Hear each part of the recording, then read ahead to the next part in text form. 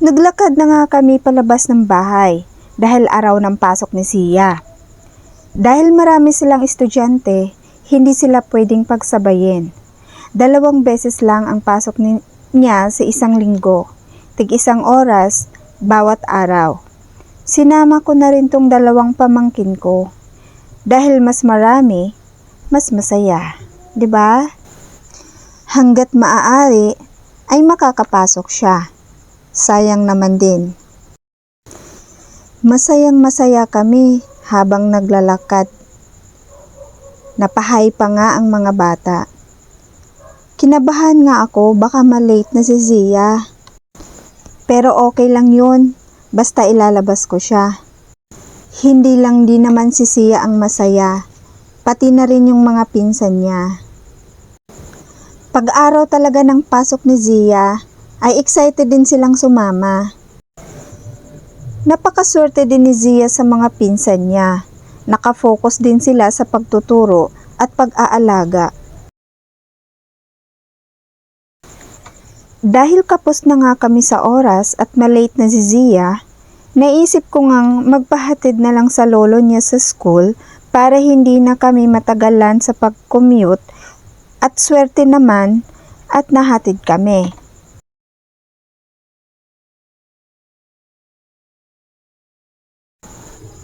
Hindi ko na nga pinakita yung biyahe namin na nakasakay sa trike. Nandito na nga agad kami sa school at nag-volunteer ang 2 pamangkin ko na sila na ang magturo kay Zia. Napakabait talaga ng 2 pinsan niya. Ang pangalan nga pala nila ay si Ate Gwen at si Ate Joy.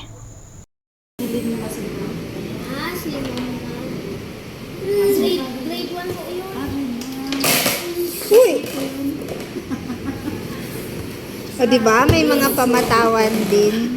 Kita ko siya. Tumatawad pa. Yung may Tapos chubby. Oh, ito. Anong number to? 3. Very good. Ito. Yan. Dos. Putus. Number 4. Number 4. Number 4 to. Ito. Lamos. Anong grade? Hindi naman yung kilala mga teacher doon. Mga bago yun eh. Siguro kilala niya na yung teacher niya lang. Bago. Ay, Makilala na ako. ano? Bigyan pa namin. Hindi, okay lang. Nakaupo kami galing. At anong number to? Ano daw number yan? Pupunta sa park. Gabi. Para makita mo yung... Kayo nga. Uy, puti ko nagdala tayong bola. Magpagabi na kayo. Wala naman kaming hapunan. Marami na po nandiyan. Ay? Oh. Number 1, number 2, number 3, number 4, number Pati kamay niya, te. 5, 6, 7, 7. 8, 9,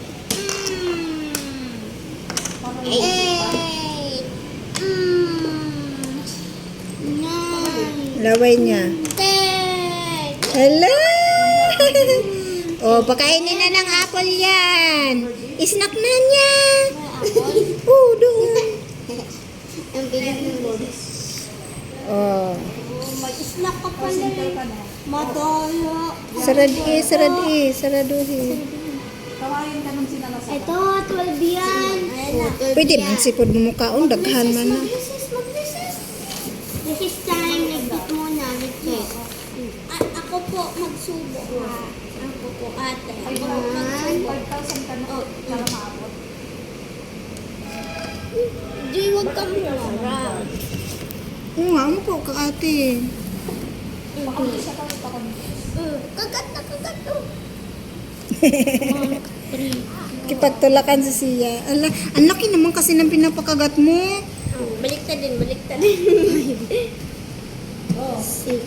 Oh. 7. Oh, di. Sinisip-sip niya lang. Nga. O, tinuruan din. 8.